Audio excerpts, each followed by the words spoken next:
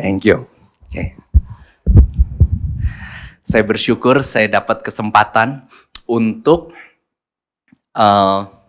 nyembah di ruangan ini.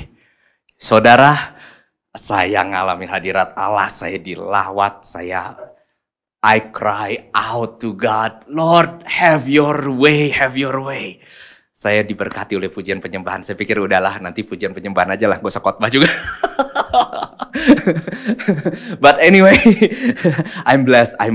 Thank you Jere, thank you semua tim worshipers, you are amazing. You are doing an amazing job.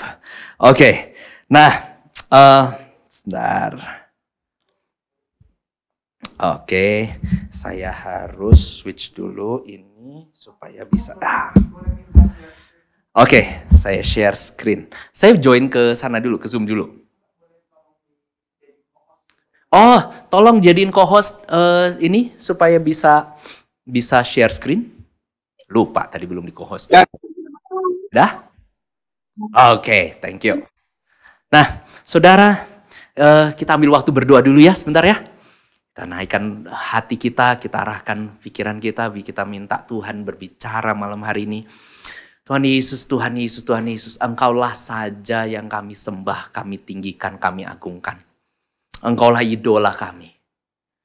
Kami mau Tuhan, Engkau bertahta dan mengambil tempatmu yang semestinya di hati kami, di hidup kami.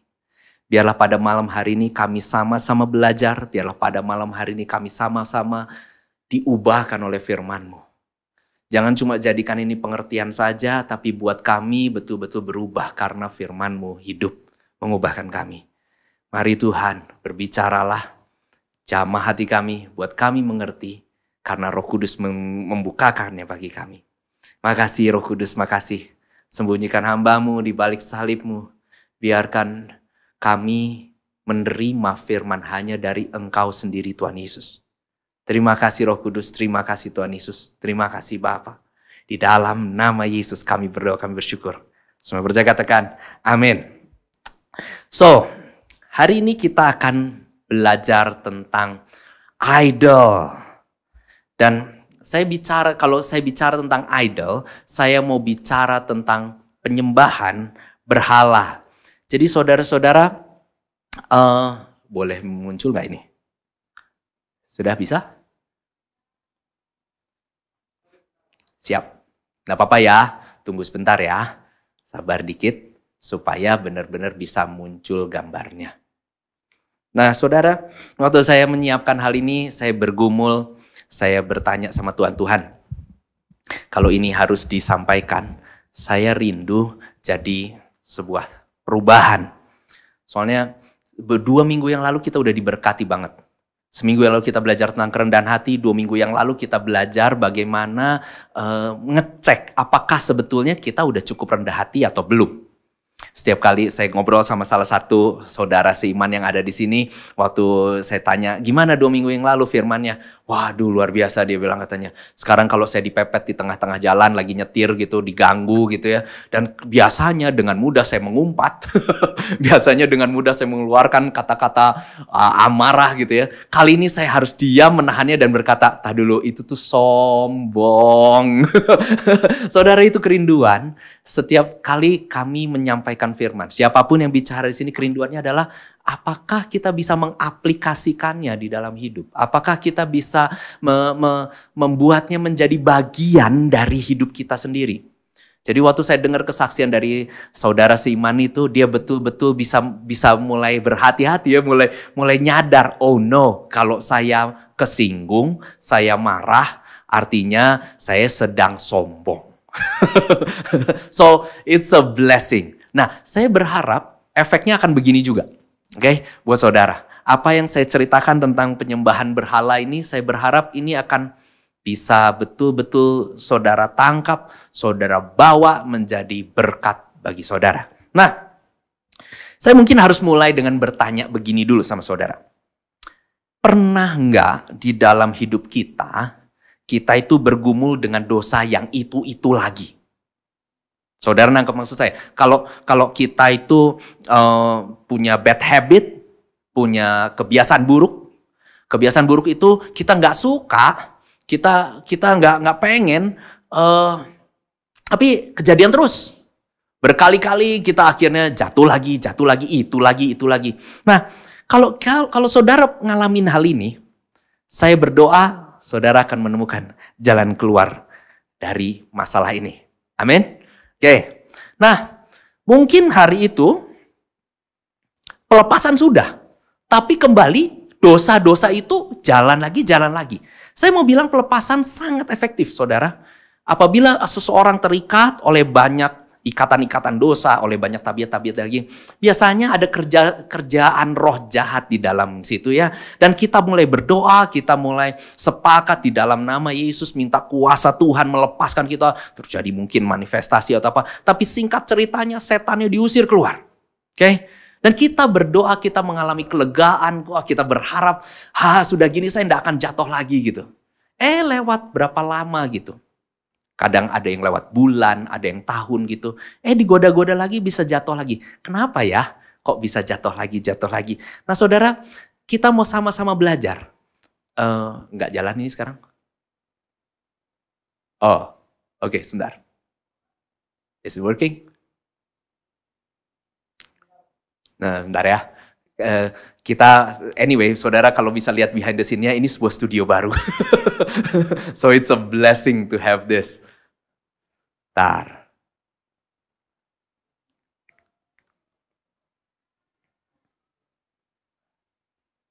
Bisa? Ting, bunyinya masih ting.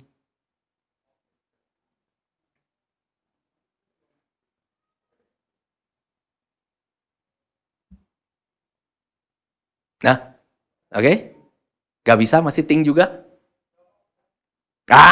Oke.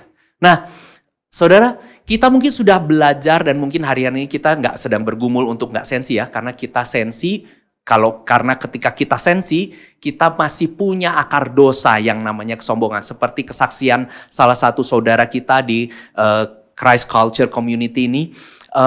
Dia ngalamin, nyadar nih waktu dia marah. Waduh, ini artinya saya mungkin masih sombong. Tapi gini, kalaupun kita sudah belajar semuanya dan kalaupun kita mungkin memiliki bad habit yang terus mendorong lagi. Jatuh lagi, berusaha untuk keluar dari kebiasaan yang buruk ini. Tapi jatuh lagi, pelepasan sudah, diusir sudah. Dan kita udah merdeka gitu, tapi masih jatuh lagi. Saya mau dorong saudara untuk begini. Not working lagi.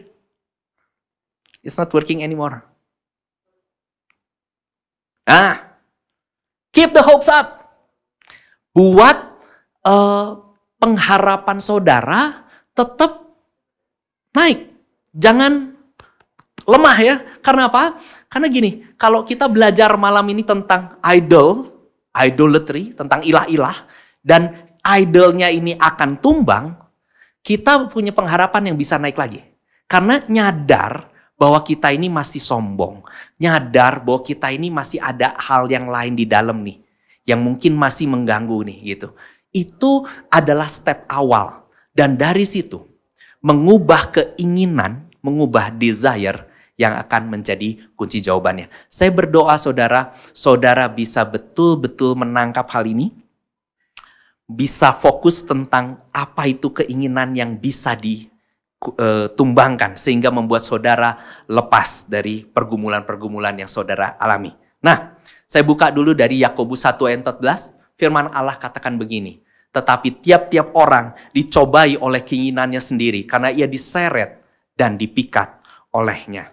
Saudara, 2 minggu yang lalu kita belajar bahwa permasalahan itu yang nampak di luar, ekspresi yang kita keluarkan, itu sebetulnya bersumber dari sebuah akar di dalam. Kalau kita marah panas di jalanan, kesel kalau ada yang mepet segala macam, akarnya apa? Sombong di dalam. Kalau akhirnya kita mencari pujian orang, kita pengen supaya orang-orang mungkin menerima kita segala macam. Ada hal-hal di bawah yang tidak terlihat dari tampilan luar. Tampilannya mungkin di luar saleh, baik sekali, sopan sekali. Tapi sebetulnya ada bagian yang di dalam yang bermasalah.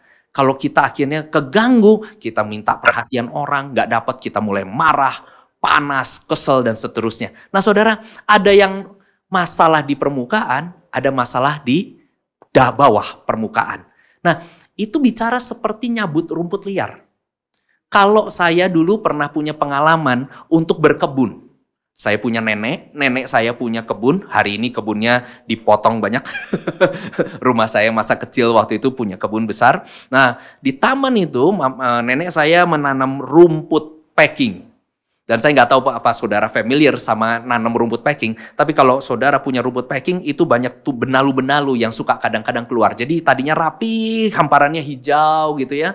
Tiba-tiba ada tumbuh hijau juga sih. Cuman bentukannya beda. Bentukannya jelek gitu ya. Muncul-muncul seperti itu. Nah, saya tuh diajar sama nenek saya untuk datang ke rumput-rumput itu dan cabut. Di awal-awal pertama kali saya belajar nyabutin rumput-rumput itu, rumputnya kecabut cuma batangnya. Saya nggak berhasil nyabut akarnya dan nenek saya akan tegur saya, kalau nyabut itu sampai ke akar. Kenapa? Waktu saya cabut cuma sampai batang, lewat 1-2 hari muncul lagi tanaman yang lama. Muncul lagi rumput liar yang lain. Dan itu mengganggu juga hamparan. Jadi saya benar-benar berburu rumput liar sampai ke akar-akarnya. Supaya akhirnya saya betul-betul membersihkan padang rumput taman yang nenek saya punya. Nah saudara, saya nggak tahu saudara pun familiar dengan ini atau nggak, tapi gini, menyelesaikan masalah di dalam orang itu harus sampai ke akarnya. Karena banyak hal yang tersembunyi di dalam sekalipun tampilannya di luar. Nah, pernah tahu orang ini? Ini adalah Rocky. Oke, ini cerita fiktif, oke? Tapi karakter yang diperankan oleh Sylvester Stallone ini menggambarkan satu gambaran yang pas kira-kira waktu saya bicara tentang masalah di permukaan dan apa yang di dalam. Ini kira-kira adalah teks waktu Rocky diwawancara sama reporter. Kok bisa, ini Rocky 1 ya, filmnya Rocky. Jadi Rocky itu ada 1-4 kalau nggak salah. Nah, Rocky itu petinju jalanan, orang tak diperhitungkan. Dia harus melawan petinju kelas dunia, kelas berat pula. Dan dia punya motivasi waktu melawan petinjunya itu seperti yang tertulis di teks ini. Saya bacakan ya. Saya tidak bohong, I'm not lying, dia bilang. Saya bahkan tidak termasuk dalam pertandingan ini. I'm not qualified. Dia tuh sebetulnya gak diperhitungkan sebagai petinju yang bisa ngelawan petinju itu. Petinjunya namanya Apollo Creed. Tak apa jika saya kalah dalam pertandingan ini, menurut Rocky. Tak apa juga jika orang ini, Creed, menghancurkan kepala saya. Karena yang saya ingin lakukan hanyalah tetap bertahan. Tak seorang pun yang pernah tetap bertahan bersama Creed. Dan jika saya dapat terus bertahan hingga lonceng itu berbunyi, dan saya masih berdiri, untuk pertama kalinya dalam hidup saya akan mengetahui bahwa saya bukanlah seorang pecundang. Saudara, film ini adalah film yang menunjukkan perjuangan gigih seorang petinju yang tak diperhitungkan, bertahan melawan seorang petinju kelas dunia yang terkenal, dan ternyata motivasi di baliknya itu cuma supaya dia nggak dianggap seorang pecundang. Kadang kita bikin sesuatu di luar supaya kelihatan keren. Masalahnya yang keren itu bersumber dari sebuah motivasi yang aneh. Motivasi yang tidak lurus. Atau tidak kudus. So saudara, dari sini saya berdoa supaya saudara bisa dapat gambaran. Bahwa, nggak bisa geser lagi. Nah, ada problem yang di dasar ada sebuah problem yang di dasar lebih dari yang terlihat di permukaan. Nah, sekarang saya berdoa supaya kita mengerti pentingnya melihat ke dalam diri yang paling dalam. Supaya akhirnya kita menyelesaikan permasalahan yang ada di permukaan. Karena yang di dalam benar, permukaan akan benar. Untuk itu, saya ingin mengajak saudara-saudara untuk belajar tentang ini. The valve. Atau hati. Levav itu bahasa Ibraninya. Nah, orang Ibrani tidak memisahkan seperti orang Yunani. Bahwa manusia itu terdiri dari tubuh, jiwa, dan roh. Oke, tapi orang Ibrani, orang zamannya Musa, Abraham, dan lain-lain gitu. Mereka melihat bahwa di dalam manusia ada sesuatu tempat yang namanya hati. Di mana hati itu berpikir, hati itu merasa, hati itu memutuskan. Kan kalau kita mikir, kalau orang Yunani dan kita adopsi pemikirannya orang Yunani ya, itu kan mikirnya gini, manusia ada tubuh, ada jiwanya, ada rohnya, dan di dalam jiwanya ada pikiran, perasaan, kehendak. Nah dari situ baru keluar prosesnya ya, dari jiwanya seseorang. Which is nggak apa-apa, itu cuma pendekatan yang berbeda. Tapi kalau kita bicara hati, saya nggak mau bicara tentang bentuk hatinya, karena biasanya kita tahu bentuk hatinya kayak gini. Warna-warni begini gitu ya, dan so sweet segala macam gitu. Tapi saya ingin mengajak saudara untuk melihat apa yang hati kerjakan. Oke? Jadi bukan tentang apa sih definisi hatinya, walaupun bahasa Ibrani itu levav, the center of you. Tapi saya pengen lihat saudara bisa dapat gambaran. Hatinya manusia itu ngapain sih sehari-harinya. Nah, kalau saya gambarkan hati manusia itu kayak begini, saudara pasti keberatan.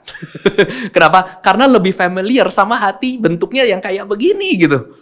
Tapi saudara sebetulnya, kalau dilihat sifat-sifatnya dan bagaimana seseorang berinteraksi dengan hatinya di keseharian, bentuknya kok lebih mewakili ini. Sebuah gunung es. Dan saudara tahu kalau gunung es itu kejadiannya kayak gini ya. Kelihatan di permukaannya sedikit, karena hati orang siapa yang tahu, terdalamnya nggak ada yang tahu. Dan dia di bawah permukaan itu ada sebuah bongkahan yang lebih besar, ada banyak isu yang lebih besar di bawah permukaan air yang ada, dan permukaan air yang makin ke dalam itu kan semakin gelap karena tidak terkena cahaya. Dan habis itu di bongkahan itu banyak sekali tentakel-tentakel itu kayak tangan-tangan gurita gitu ya, yang suka sekali megangin banyak hal, yang suka sekali membuat akhirnya sampah-sampah di lautan itu suka dipegang, diambil, dirangkul erat-erat. Dan kalau dia sudah dapatkan sesuatu yang dia pikir dia sukai gitu, dia enggan melepaskannya. Nah, kalau saudara bisa melihat hal ini, mungkin saudara akan terbantu waktu saya menceritakan apa sih fungsinya, apa sih yang dikerjakan oleh hati. Nah, sekali lagi ya, apa sih hati? Tapi hati adalah the center of you, tapi bukan tentang apakah hatinya, tapi what it does, apa yang dikerjakan oleh hati. Jadi gini, kan kita tahu ya, pikiran itu, mind, itu think, berpikir. Pikiran itu tugasnya berpikir. Will, kehendak, itu tugasnya memutuskan, memilih. Body, tubuh, itu bergerak. Karena akhirnya dia mikir, dia mulai ngambil keputusan, tubuh yang mengeksekusi, tubuh yang bergerak, mengerjakannya. Nah, guts atau perasaan, itu tugasnya merasa. Oke, tapi gini nih, kalau hati, tugasnya ngapain? Tugasnya adalah menyembah, mengasihi, mencintai, atau mengingini. Nah, kalau saudara bisa melihat fungsi dari masing-masing ini, saudara akan mulai related cerita-cerita saya selanjutnya. Nah, mekanisme kerjanya dari hati itu biasanya ya, di orang normal tuh kayak gini. Hatinya mengingini dulu. Heart desires. Dan dari mengingini, kehendaknya milih. Dan ketika dia mengingini sesuatu, saya pengen makan. Dan saudara tahu saya nggak suka babi, tapi tiba-tiba saya pengen makan babi, misalnya gitu ya. My heart desires that food gitu ya. Dan dari situ kehendak saya memilih, pilihannya apa? Makan babi. Saya tahu saya mestinya nggak makan babi, tapi saya pilih saya mau makan babi. Atau kalau babi tidak related, saya lebih suka yang nyaman, Indomie. Oke, kalau akhirnya kehendak saya memilih, saya mau mengambil Indomie, maka pikiran saya yang tahu bahwa sebetulnya Indomie itu lebih banyak karbohidratnya daripada protein dan kebaikan yang lainnya. Pikiran saya menjustifikasi, pikiran saya membenarkan saja. Indomie kan enak, wangi, gurih, dan itu memanggil-manggil gitu ya. Jadi pikiran saya membenarkan, terpanggillah saya mendapat panggilan dari Indomie. Bahwa saya harus memakan Indomie. Kenapa? Hati udah kepengen duluan gitu ya. Dan badan ngapain? Pergi ke dapur. Mulai masak tanpa sepengetahuan istri. Saya mulai godok itu mie-nya 2 bungkus Indomie goreng yang wangi sekali. Dan perasaan merasanya gimana? Enak tenan. Saudara nangkap ini? Ini yang terjadi pada manusia. Geraknya tuh kayak gini. Ketika ada hati, hati itu bergeraknya seperti itu mekanismenya. Nah, saudara, karena hati berbicara tentang penyembahan, masalahnya gini, ketika hatinya mengingini hal-hal yang buruk, maka akhirnya pilihannya jadi buruk, pikiran mah membenarkan saja bahwa pilihan buruk itu harus kamu lakukan, tubuh langsung bergerak, dan akhirnya perasaan menikmatinya. Saudara nangkap sampai sejauh ini? Saudara bisa mengerti bagaimana akhirnya mekanisme seseorang bisa jatuh lagi kepada sebuah tabiat daging yang salah, karena di hatinya ada sebuah keinginan, ada sebuah kerinduan, dan ada sebuah penyembahan. Ingat ya, apa yang, masih nggak jalan lagi? Oke, apa yang hati lakukan adalah to worship, to love, to desire.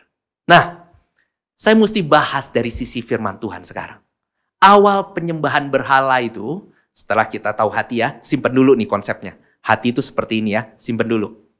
Nah, saya sekarang mau bicara tentang penyembahan berhalanya. Awal penyembahan berhala itu dimulai jauh sebelum kejatuhan pertama. Firman Tuhan katakan di Kejadian 3 ayat 6 ini, saya bacakan ya. Ketika perempuan itu melihat bahwa pohon itu baik untuk dimakan, ini waktu itu Hawa, kejadiannya dia ada di Taman Eden, dia lagi lihat sebuah pohon pengetahuan dan baik dan jahat, dan dia lihat gini, dia lihat bahwa pohon itu baik untuk dimakan, terlihat sedap, dan bahwa pohon itu akan menjadikan seseorang bijak. Perempuan itu memetik buahnya dan memakannya, dan ia memberikannya juga kepada suaminya yang bersama-sama dengannya, dan suaminya pun memakannya. Nah, saya ingin ajak saudara-saudara melihatnya dalam bahasa Inggris.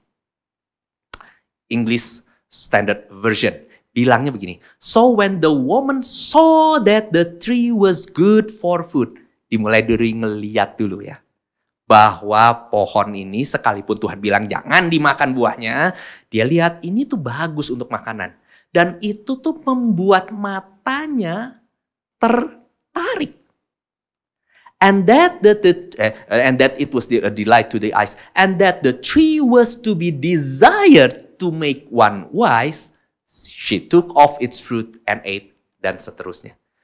Di sini dikatakan gini, dia, Hawa, melihat bahwa pohon itu tuh sesuatu yang dia desire. Sesuatu yang diingini. Ada kata-kata di situ, melihat, terlihat baik, mendambakan, dan mengingini. Jadi saudara, penyembahan berhala itu dimulainya itu dengan nggak jalan lagi. Mengingini. Berhala itu diingini. Jadi saudara, ketika sesuatu itu startnya dari dipengenin, engkau mengambil jalan menuju sana, dan ujung-ujungnya akhirnya engkau mengingini barang itu sedemikian rupa sampai akhirnya engkau mengekspresikan hatimu sungguh-sungguh untuk barang itu. Untuk apapun itu. Ujungnya penyembahan. Mengingini sesuatu lebih dari apapun mengarahkan kita kepada penyembahan akan hal itu. Dan saudara, firman Tuhan katakan begini. Di Kejadian 1 ayat 26-28 itu, pada mulanya tuh manusia diciptakan untuk menyembah dan melayani Tuhan. Dan habis itu menguasai seluruh ciptaan yang ada di dalam nama Tuhan. Tapi di Roma 1 ayat 21-25 dikatakan gini, mereka akhirnya setelah kejatuhan manusia, mereka menukar kemuliaan Tuhan yang kekal itu dan menyembah serta melayani ciptaannya daripada penciptanya. Saudara, karena kejatuhan Hawa di dalam dosa, akhirnya tujuan mula-mula Allah itu terputar balikan. Mestinya kita menyembah dan melayani Tuhan, malah akhirnya menyembah dan melayani ciptaan. Dan karena kita menyembah ciptaannya itu, akhirnya ciptaan itu menguasai manusia. Nah, Kejadian 3 ayat 17-19 tuh dikutip oleh Tim Keller, dibilang begini, kematian merupakan tanda utamanya. Karena kita bekerja keras dalam debu sehingga akhirnya debu menguasai kita. Saudara bisa mengerti ini? Pada waktu manusia, waktu Hawa melihat buah itu dan buah itu menarik. Dan akhirnya dia ingini, itu pintu awal masuk ke dalam penyembahan. Dan akhirnya mestinya nyembah Allah, makan buah, malah akhirnya menyembah ciptaan-ciptaan yang ada. Kenapa? Karena hatinya telah mengingini dahulu. pada akhirnya saudara, penyembahan berhala merupakan sebuah pemujaan. So, saya pengen ajak saudara mengerti sampai saat ini. Ketika hati yang tadi sudah tahu mekanismenya, dan akhirnya hatinya mengingini sesuatu, keinginan itu ketika terus dibuahi, bisa masuk ke dalam penyembahan akan hal itu. Saudara bisa nangkep sampai sejauh ini, karena habis ini kita mau belajar penyembahan berhala itu apa sih? Nah, Richard Keys tulis begini, segala hal dapat menjadi sebuah berhala. Penyembahan berhala mungkin tidak membutuhkan penyangkalan secara terang-terangan terhadap keberadaan atau karakter Tuhan. Penyembahan berhala dapat terjadi dalam bentuk kasih sayang yang berlebihan terhadap sesuatu yang pada dasarnya sempurna.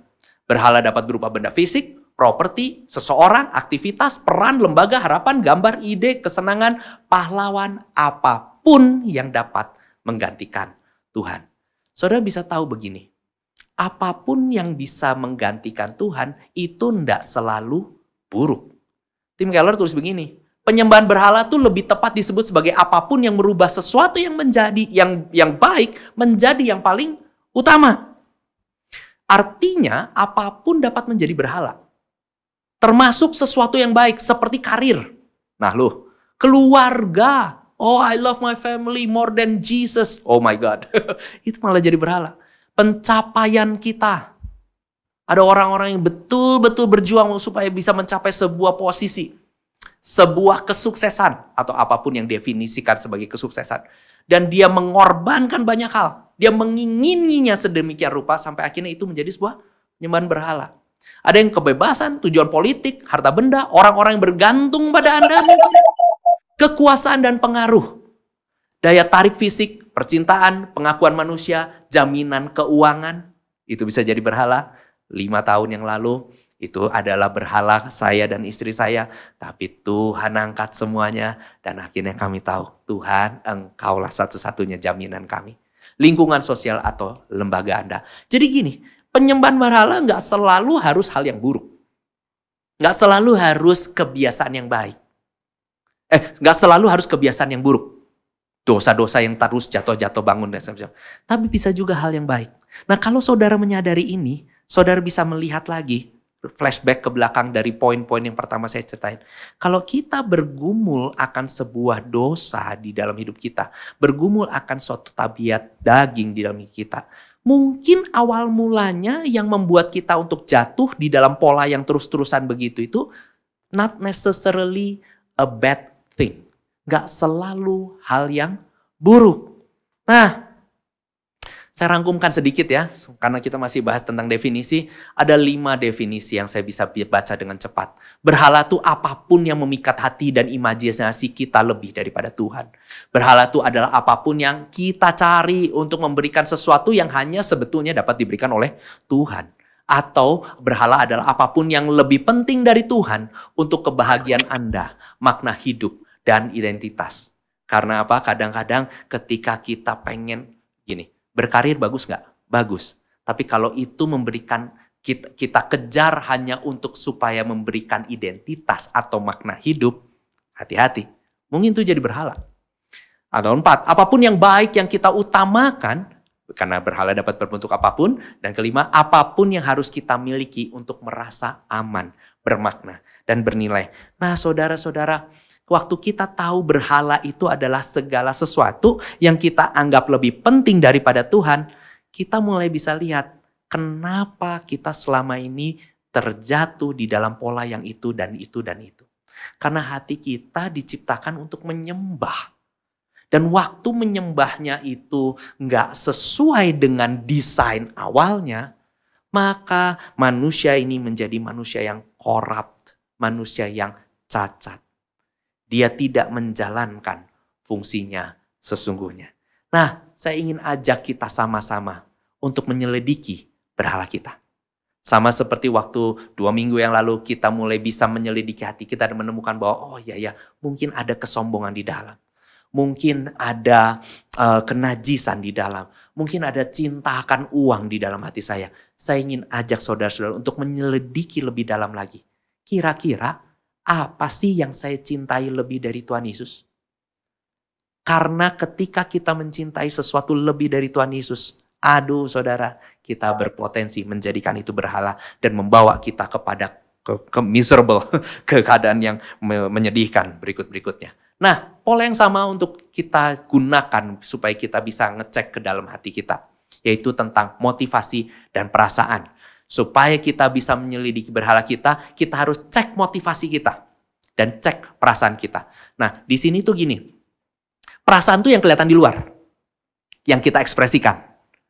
Dan waktu kita mengekspresikan perasaan, apa sih yang akar di dalamnya yang memotivasi perasaan itu muncul? Karena itu kita belajar tentang akar dan rumput liar.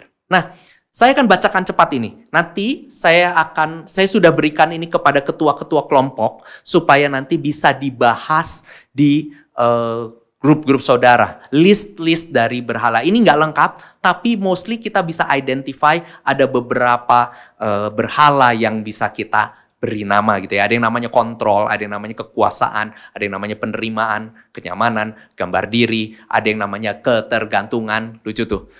Hidup baru memiliki arti berharga jika ada seseorang yang menjaga dan melindungi saya gitu ya. Depend sama orang. Harus ada temennya. Gak bisa berdiri sendiri. Wah, jadi anak mami atau jadi anak papi banget. Pokoknya apa-apa bergantung banget gitu. Ada yang namanya berhala kebebasan. Ada yang namanya pekerjaan sih. It's not necessarily a bad thing. Pekerjaan itu baik. Pekerjaan itu penting. Pekerjaan itu bagus. Tapi kalau itu jadi berhala, akhirnya orang hanya mau produktif dan menyelesaikan tugas saja. Dia gak peduli hubungan yang ada. Dia gak peduli mungkin sama Tuhan. Nah, berhala itu ada yang namanya pencapaian, ada yang berhala bantuan, materialisme, agama. Nanti semuanya ini bisa saudara-saudara bahas di grup. Tapi mainly, yang bisa kita lihat biasanya nih, yang bercokol di dalam orang itu ada 4 ini. Ada kekuasaan, ada penerimaan, ada kenyamanan, ada pengendalian. Saya bahas sedikit ya. Kekuasaan itu gimana sih? Isinya di dalam kekuasaan itu kesuksesan, kemenangan, pengaruh. Itu yang dicari oleh orang-orang. Nah, kadang-kadang untuk mencapai itu semua, harga yang mau dibayar adalah hubungan yang menambah beban. Karena pengen dapat kekuasaan, akhirnya kita harus bayar ekstra di dalam hubungan-hubungan kita untuk menjilat orang, menyukakan orang, mengorbankan nilai-nilai. Akhirnya hubungannya itu penuh beban supaya dapat kekuasaan. Bukankah begitu kadang-kadang di sistem dunia? Mereka mau mencapai karir yang lebih tinggi, mereka harus tekan yang di bawah atau jilat yang atasnya supaya bisa naik ke atas. Dan akhirnya mimpi terburuk yang memotivasi melakukan itu adalah saya nggak mau dihina. Saya nggak mau mengalami gagal. Saya harus sikat nih kanan kiri saya supaya saya bisa naik. Kenapa? Saya nggak mau dihina oleh orang-orang. Ketika ini berkecamuk di dalam diri kita, kita bisa identify. Kenapa ya saya harus tersinggung dan harus selalu duluan. Harus terlihat nomor 1. Harus mengalahkan orang-orang yang lain. Mungkin karena kita punya berhala kekuasaan. Nah, yang sering dirasakan oleh orang lain. Karena gini, kalau ada berhala di dalam hati kita akhirnya memberi dampak kepada sekeliling kita. Akhirnya orang-orang lain itu dimanfaatkan dan dianggap nggak penting. Di situ ekspresi yang muncul, perasaan yang muncul biasanya kebencian, kepahitan, lalu dan ini semua general ada amarah, ketakutan, keputusasaan. Nah, saudara bisa bahas ini di kelompok kecil. Saudara bisa mulai cek satu-satu, apakah ini berhala saya? Saya mesti ngaku jujur, berhala saya adalah kenyamanan. Saya senang yang enak-enak. Saya senang pergi ke hotel, di pinggir pantai, duduk menikmatinya. Jadi saya setiap kali kalau saya liburan, saya harus ingat sama Tuhan. Tuhan, ini saya sedang mengentertain berhala kenyamanan saya, atau saya sedang benar-benar lagi mau menikmati kasih karunia-Mu. Kenapa? Bedanya ya, kalau seseorang memiliki berhala sebagai kenyamanan, akhirnya dia tidak produktif. Benar nggak? Dia nggak bertanggung jawab. Yang dipengenin nyaman aja. Karena dia pengen privasi, dia nggak pengen stres, pengen cari shortcut. Gitu. Nah, karena apa? Ketakutannya adalah saya nggak mau stres. Saya nggak mau dituntut. Saya nggak mau ngalamin perubahan. Itu berhala saya banget, saudara. Istri saya lah saksi hidupnya. Saya tuh dulu mager. Aduh, disuruh ngapa-ngapain gitu, nanti dulu deh. Atau ngadepin seseorang gitu, aduh enggak deh. Kenapa? Saya lebih nyaman untuk diem-diem aja dah. Nggak perlu ngalamin stres. Tapi Tuhan baik sekali. Tuhan bawa saya ke dunia usaha untuk ngebangun kenyamanan ini sebagai ilah yang diruntuhkan. Saya ngalami pembangunannya Allah. Karena akhirnya kenyamanan itu harus buang. Nah, saya kadang-kadang mengekspresikan ini, kejemuan dan kebosanan. Jadi waktu saya mengidentifikasi begini, ketika saya mulai kerasa kayak ini, aduh saya ngelakuin ini, saya bosan ya. Dulu, saya mulai ingat. Apakah saya sedang membiarkan si kenyamanan ini mau coba-coba naik lagi ya di dalam hidup saya? Jadi saudara nangkep ini ya. Nanti kalau saudara bahas ini di grup kecil, saudara bisa identify dan saudara boleh cari kenapa saya rindu kita mengalami kebebasan. Jadi dari hal-hal yang dekat, nyata di permukaan, mungkin di karir, keluarga, di departemen, saudara bekerja, segala macam, yang kelihatan di permukaan, kita mulai belajar melihat jauh yang tak berwujud dan lebih dalam, yang ada di dalam hati kita. Yaitu pengendalian, penerimaan, kekuasaan, dan kenyamanan. Nah, setelah kita ngerti semua konsep ini, setelah kita mengerti, oh ada masalah nih, terlalu terikat seperti itu. Setelah kita mengerti ternyata kita harus belajar tentang hati dan bagaimana mekanisme hati itu bekerja. Dan kita mulai belajar ternyata, oh ada yang namanya berhala dan masuknya dari kejatuhan manusia. Dan dari situ kita mulai lihat, iya ya, jangan-jangan ada beberapa berhala nih di hati kita. Gimana caranya nyikirinnya? Oke? Nah, ini yang paling penting. Dan sebentar lagi saya akan selesai. Karena apa saudara? Kalau saudara bisa tangkap dari semua yang tadi diceritakan, tangkaplah yang bagian ini. Karena ini applicable banget. Ini paling memerdekakan saya. Dan saudara, saya bersyukur waktu saya mengerti ini, banyak kemerdekaan saya peroleh. Nomor satu yang harus kita lakukan adalah bertobat. Ya kok, saya ngerti. Dosa mah kita harus datang sama Tuhan dan bertobat. Tapi masalahnya kok bertobat itu nggak gampang. Saya udah nangis-nangis di hadapan Tuhan. Tuhan ampuni, Tuhan ampuni. Saya mencoba berhenti Tuhan. Saya nggak mau lagi jatuh lagi di dalam hal ini. Dan saya berkali-kali kok mengulang doa yang sama lagi karena saya jatuh lagi dan jatuh lagi. Saudara, pertobatan itu memang harus terus-terusan. Nggak apa-apa. Keep the hopes up. Karena apa? Kita harus bertobat sampai betul-betul ilah ini runtuh. Nah, kita mulai belajar berhenti. Menghentikan, bukan menghentikan tabiatnya, tapi menghentikan ilah ini bercokol di dalam hati kita. Karena waktu kita mencoba menghentikan tabiat, kita lagi nyabutin rumput di atas. Tapi kalau kita menghentikan bertahtanya si ilah itu di dalam hati kita sedang menghentikan pola yang menghancurkan ini. Nah, saya tulis di situ miliki. Miliki itu begini. Ini dapat dari bahasa Inggrisnya owning your repentance. Owning itu engkau mulai mengakui, take responsibility, engkau ambil sebuah tanggung jawab bahwa ya, ini adalah problem di dalam hidup saya. Ini adalah sesuatu yang terpola jatuh bangun di dalam hidup saya. Saya mau menyadarinya karena banyak orang akhirnya acuh. Dia nggak mau memiliki ini. Dia merasa bahwa aduh saya nggak suka juga. Saya tertuduh banyak sama ini. Saya abaikan, saya simpan aja. Pura-pura nggak lihat. Mudah-mudahan Tuhan ubahkan satu hari. Nggak bekerja itu saudara. Saudara nggak akan bisa belajar berubah. Saudara nggak akan dapat kuasa Roh Kudus yang mengubahkan kalau sikapnya begitu. Jadi mulai own it.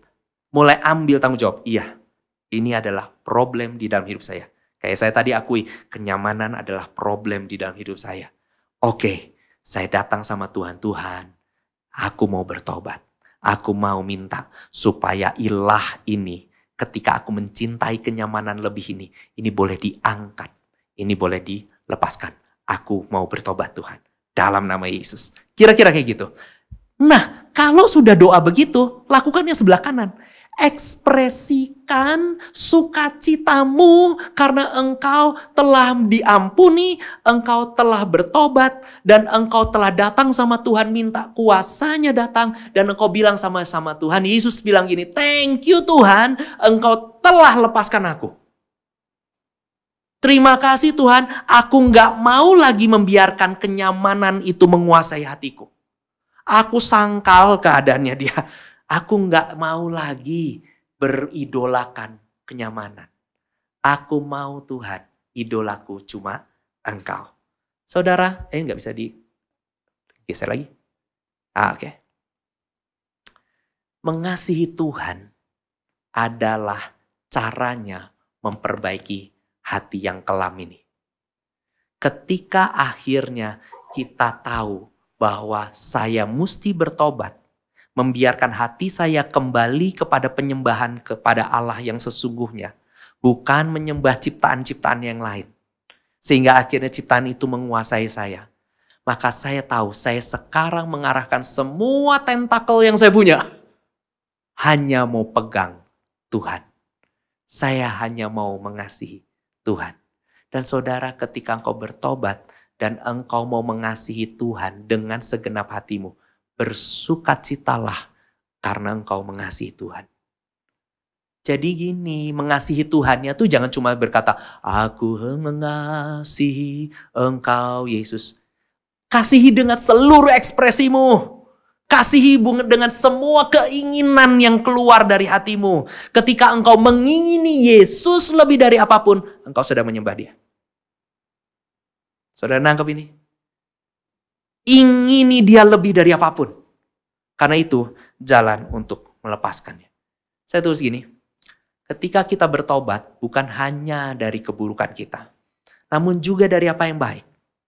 Dan ketika kita bersukacita di dalam Kristus, karena Dia satu-satunya.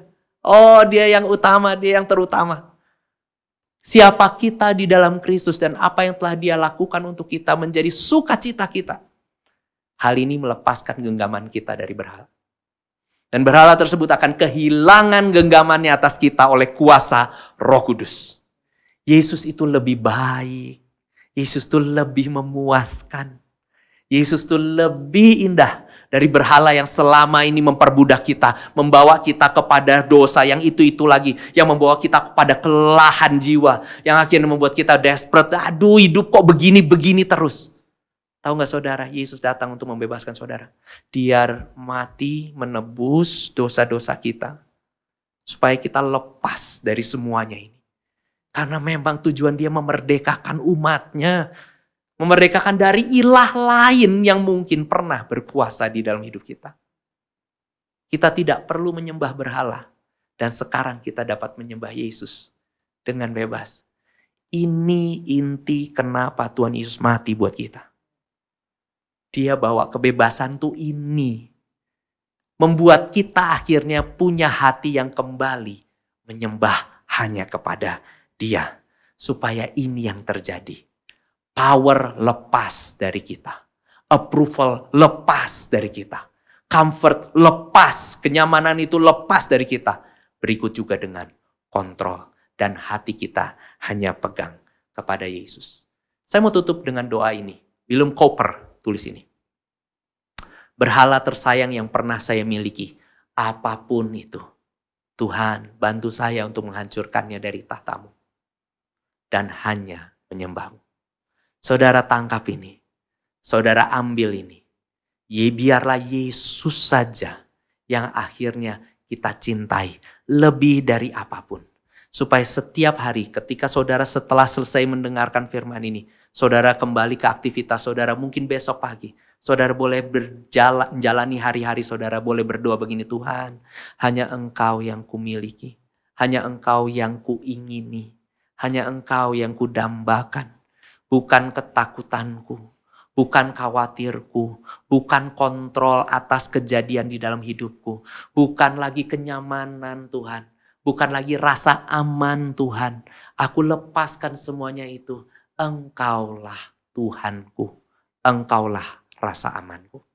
Ketika saudara berdoa seperti itu, kemanapun saudara pergi, mencobanya menjadi 5 menit. 10 menit. Kadang-kadang habis itu mungkin saudara harus aktivitas lagi. Lalu ingat lagi berdoa lagi 5 menit. Tentang hal ini aja. Perlahan tapi pasti Roh Kudus mulai akan bekerja di dalam diri saudara. Dan mulai melepaskan berhala-berhala itu. Biarlah Tuhan bertahta sungguh di hati kita. Tuhan Yesus memberkati. Yuk kita sama-sama berdoa firman ini. Biar jadi sebuah kebenaran yang tumbuh di dalam hidup kita. Tuhan Yesus, terima kasih. Kami bersyukur untuk kesempatan mendengar firman-Mu ini. Terima kasih kalau kami boleh belajar untuk membiarkan Tuhan yang bertata satu-satunya. Kami boleh tahu kalau ada pola-pola tertentu di dalam hidup kami yang berulang dan kami gak bisa menang-menang, mungkin ada yang kami terlalu rindukan. Kami terlalu ingini, kami pegang erat-erat. Sehingga akhirnya itu memperbudak kami. Tuhan, biarlah sekarang kuasa Roh Kudus boleh turun, melepaskan kami, melegakan kami. Sehingga bukan dengan kemampuan kami berusaha berjuang berubah. Bukan. Tapi kami lepas karena kami mulai menempatkan Engkau di posisi yang tepat. Sebagai Tuhan satu-satunya, kerinduan satu-satunya dari hati kami. Terima kasih Roh Kudus, terima kasih. Bekerjalah di dalam hati kami, lepaskan umat-Mu, lepaskan hamba-Mu, lepaskan kami semua. Di dalam